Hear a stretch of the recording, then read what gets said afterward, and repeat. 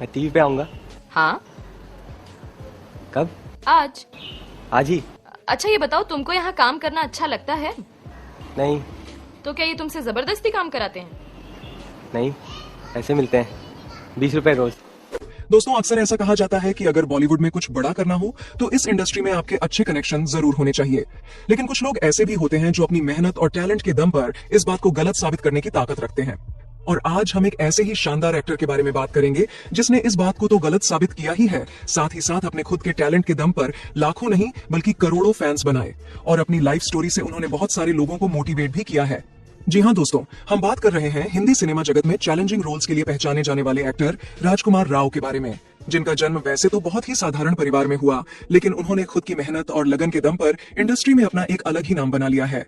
राजकुमार राव का जन्म 31 अगस्त 1984 को हरियाणा में गुड़गांव के पास एक छोटे से गांव में एक मिडिल क्लास फैमिली में हुआ। इनके पिता रेवेन्यू डिपार्टमेंट में एक पटवारी थे। राजकुमार की सफलता में उनकी मां का बड़ा हाथ है। उन्होंने अपने बेटे के सपनों को कभी रोका नहीं। एक जॉइंट फैमिली में पले बड़े राजकुमार राव को कभी किसी रोक टोक का सामना नहीं करना पड़ा। उनके घर में हर शनिवार रविवार को पीवीआर लगाया जाता था और पूरी फैमिली आंगन में बैठकर 4 से 5 फिल्में एक साथ देखते थे। इसी तरह से राजकुमार राव को बचपन से ही फिल्मी दुनिया का चस्का लग गया था। वो उन फिल्मों के अलग अलग किरदारों की कॉपी करते और उनकी तरह एक्टिंग करने की कोशिश करते थे। कम ही लोग जानते होंगे कि उनका असली नाम राजकुमार यादव है। उन्होंने अपना सरनेम यादव से राव साल 2014 में बदला। यही नहीं, उन्होंने अपने नाम की स्पेलिंग में एक एक्स्ट्रा एम भी जोड़ लिया और ऐसा उन्होंने अपनी मां के कहने पर किया, जो अंक ज्योतिष यानी न्यूमरोलॉजी में विश्वास करती थी। एक्टिंग के लिए तो राजकुमार राव शुरू से ही दीवाने थे, पर उन्हें पहली बार एक्टिंग का कीड़ा तब काटा जब उन्हें 10वीं क्लास में एक स्टेज परफॉर्मेंस करने का मौका मिला। ये उनकी लाइफ का एक टर्निंग पॉइंट था। ये स्टेज परफॉर्मेंस करने की वजह से उनकी एक्टिंग के प्रति दीवानगी और बढ़ गई। उनके ऊपर एक्टर बनने का जुनून सवार हो गया था। दरअसल राजकुमार राव उस समय शाहरुख खान से बहुत ही प्रभावित थे, क्योंकि उनका मानना था कि जब शाहरुख खान बिना किसी कनेक्शन के फिल्मी दुनिया पर राज कर सकते हैं तो वो क्यों नहीं। और इसी सोच के साथ वो आगे बढ़ते रहे। अपने कॉलेज के दिनों में राजकुमार राव थिएटर के लिए पागल थे। वो कई बार साइकिल चलाकर गुड़गांव से दिल्ली जाते थे। कई बार वो बस में भी ट्रैवल करते थे और बस में मौजूद लोगों को अपना दर्शक मानते थे। वो किसी कलाकार की तरह बस में घुसते, कभी गूंगा बहरा, कभी गुस्से वाला आदमी, कभी एक स्टाइलिश नौजवान बनकर वो एक्टिंग करते और लोगों के चेहरे के एक्सप्रेशन को ऑब्जर्व करते। कॉलेज में पढ़ाई के दौरान वो 2 साल तक दिल्ली में क्षितिज रिपर्टरी और श्री राम सेंटर के साथ थिएटर करते रहे और उनका बस में एक्टिंग का सफर भी साथ ही चलता रहा।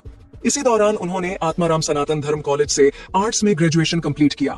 ग्रेजुएशन कंप्लीट करने के बाद साल 2008 में उन्होंने FTII पुणे के फिल्म इंस्टीट्यूट में एक्टिंग कोर्स के लिए अप्लाई किया और उन्होंने वहां 2 साल तक एक्टिंग की कई बारीकियां सीखी।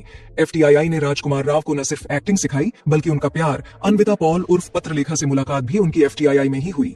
वहां एक शॉर्ट फिल्म की शूटिंग के दौरान उन्हें एक दूसरे से प्यार हो गया था। ये दोनों फिल्म सिटी लाइट्स में भी एक साथ नजर आ चुके हैं। इसी साल उन्होंने अपने सपनों को पूरा करने के लिए मुंबई आने का फैसला लिया। रोजाना हजारों लोग सपनों की नगरी मुंबई आते हैं अपने सपनों को सच करने के लिए। वैसे ही राजकुमार राव भी आए, लेकिन यहाँ फिल्मी दुनिया में अपनी जगह बनाना इतना आसान नहीं था। उन्होंने शुरुआती दौर में ऑडिशन के लिए कई धक्के खाए और उन्हें हर तरफ से रिजेक्शन ही मिला, कभी रंग को लेकर तो कभी बॉडी को लेकर। अपना गुजारा करने के लिए उन्होंने कई छोटी मोटी एड फिल्में की। उन एड फिल्मों में वो 10वें नंबर पर खड़े रहते थे। वो इससे तकरीबन 10,000 महीना कमा लेते थे।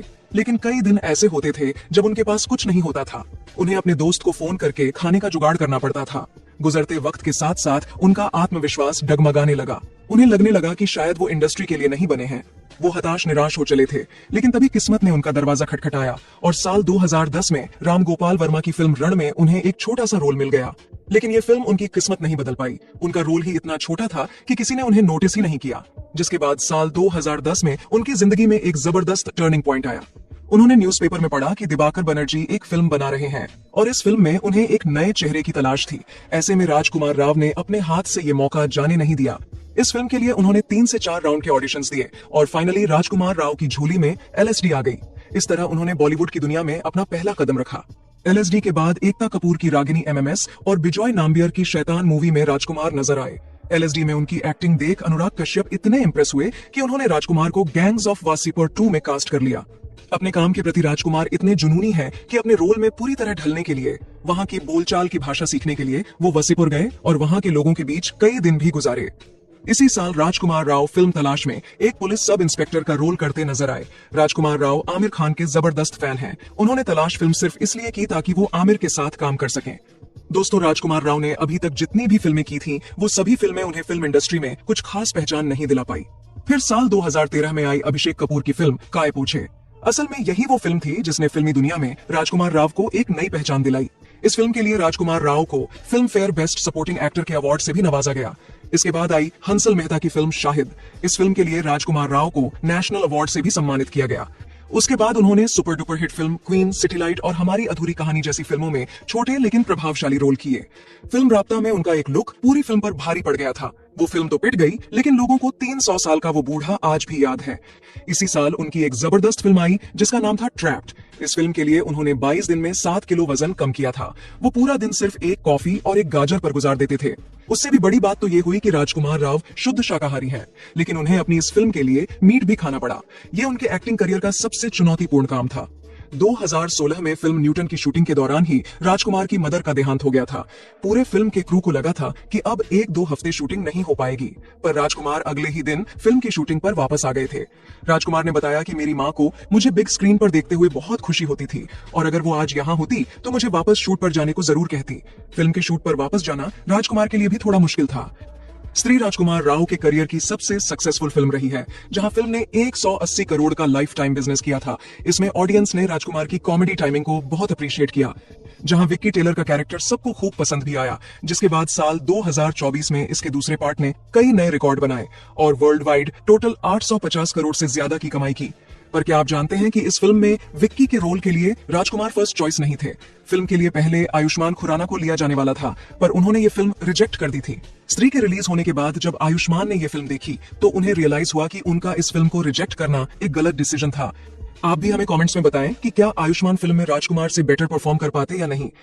फिल्मों में अपनी बेहतरीन परफॉर्मेंस के कारण राजकुमार राव वर्ल्ड वाइड फेमस हो गए हैं, पर यह सब इतना आसान नहीं था जितना लगता है। बॉलीवुड में छोटी कहानियों से एंट्री लेने वाले राजकुमार राव ने फिल्मों की एक हिट लिस्ट बना दी है। राजकुमार की गाड़ी आज ऐसी चली है कि आगे ही जा रही है।